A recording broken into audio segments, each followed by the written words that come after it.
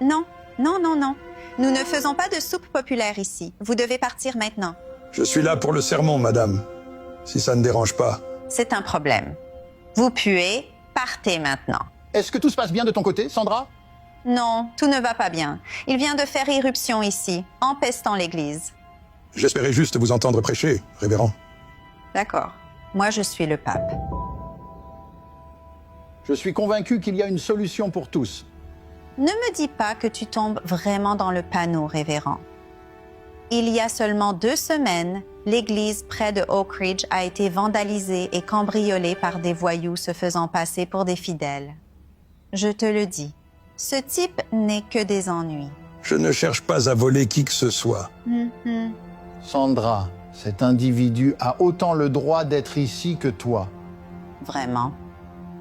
A-t-il donné des milliers de dollars pour aider à réparer le toit de l'église? Eh bien, non, mais... Ah, c'est vrai. C'était moi et mes amis? Oh, attends, je sais.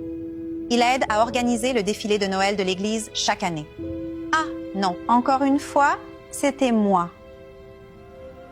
Ne me sermonnez pas, révérend. Je suis une paroissienne qui donne volontiers ma dîme hebdomadaire et plus encore. Et ce n'est pas pour m'asseoir à côté d'un rat des rues malodorant. S'il reste, je pars. Et je vous garantis que le reste de la congrégation suivra. C'est bon, révérend. Je ne voulais pas causer de problème. Je vais juste m'en aller. Go on. Do you think I Je could peux emprunter ça? borrow this? J'ai promis de le rapporter. Vas-y. Merci, révérend. Tu sais qu'il va juste finir par le vendre, non?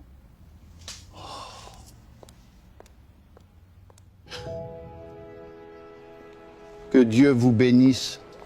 Merci d'être venu. Vous avez de la monnaie? Un peu de nourriture, s'il vous plaît. Trouve un travail.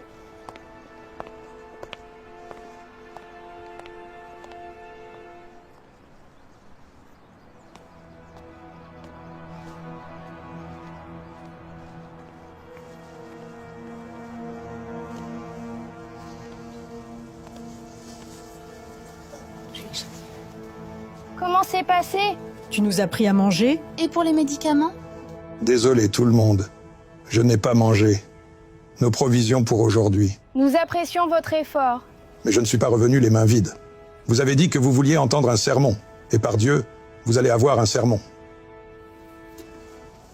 Matthieu 25, versets 35 et 36. Car j'avais faim, et vous m'avez donné à manger.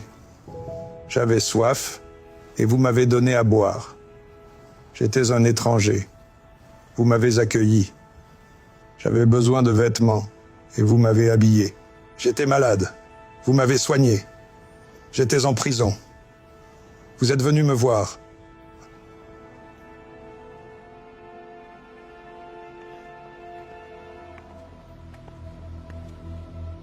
Ravi de te voir toujours l'utiliser. Désolé de l'avoir gardé si longtemps. Je comptais le ramener bientôt. Garde-le. Ce n'est pas pourquoi je suis là aujourd'hui. Oh. Et pourquoi es-tu là? J'ai fait une collecte à l'église hier et je pensais que ça pourrait vous être utile. Vous n'imaginez pas l'importance pour nous. Génial. Je vous invite tous à vous servir. C'est tout un troupeau que vous avez là. Ce sont des gens bien. Eh bien, comment se sont-ils tous retrouvés ici? Il y a plusieurs raisons. Jim a perdu sa famille dans un accident de voiture il y a environ 3 ans. L'accident lui a laissé une mauvaise jambe. Il ne pouvait plus travailler dans l'entrepôt. Sarah est ici depuis plus longtemps que moi. Elle était accro aux pilules. Ça a vraiment gâché sa vie. Elle a tout perdu, et tout le monde. Mais avec l'aide du bon Dieu et beaucoup de soutien, des bonnes gens ici présents, nous l'avons aidée à s'en sortir. Le mari de Tracy est mort d'un cancer il y a environ 1 an. Oh non. Elle s'est ruinée en essayant de payer les factures d'hôpital, ce qui, en plus de perdre son mari, l'a plongée dans une profonde dépression. Elle a perdu son emploi, ses amis. Et finalement, sa maison. Nous faisons tout notre possible pour l'aider à sortir de cette obscurité. Tu sais, je n'avais aucune idée que tant de gens vivant si près de mon église avaient de tels besoins. Ce n'est pas de votre faute, révérend. Nous faisons de notre mieux pour rester discrets dans le coin. Ni les habitants, ni les policiers du coin ne nous apprécient vraiment. Vous savez, j'ai peut-être une idée pour arranger ça. Mais je vais avoir besoin de votre aide.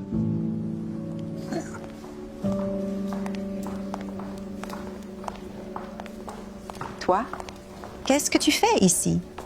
Je t'ai déjà dit la semaine dernière que tu ne peux pas être ici. Non, Sandra, ce sont mes invités. Quoi? Tu les as invités? Pourquoi? Parce que c'était la bonne chose à faire. Non, c'est dangereux, c'est tout. Non, ce sont de bonnes personnes. Tout comme vous. Elles veulent entendre la parole du Seigneur. Qui sommes-nous pour le leur refuser? C'est scandaleux. Révérend, qu'est-ce qui vous prend? Un bon ami à moi me l'a rappelé, de Matthieu 25, 35. Il a dit, « Car j'avais faim, et vous m'avez donné à manger, car j'avais soif, et vous m'avez donné à boire. Car j'étais un étranger, et vous m'avez accueilli. » Et ce verset parle de compassion pour les étrangers dans le besoin. Et je sais que cette communauté a de la compassion. La semaine dernière, je vous ai tous demandé de donner des vêtements, de la nourriture et des fournitures médicales pour ceux qui sont dans le besoin. Et vous, vous avez livré avec joie. Regardez autour de vous. Voici toutes les personnes que vos dons ont aidées. Mais je demande, pourquoi notre charité et bienveillance doivent-elles s'arrêter ici? Nous pouvons donner de la nourriture et des vêtements à ces braves gens, mais nous ne pouvons pas partager nos bancs avec eux.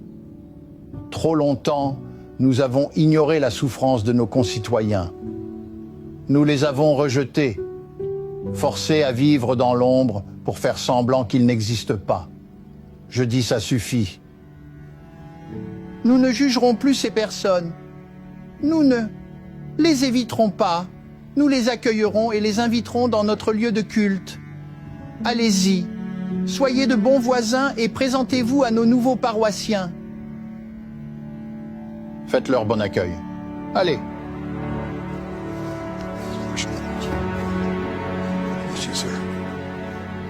Je suis vraiment désolé pour mon attitude.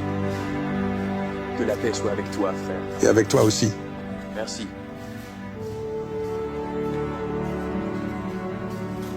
Désolée, moi aussi. Peut-être pourrions recommencer. Merci.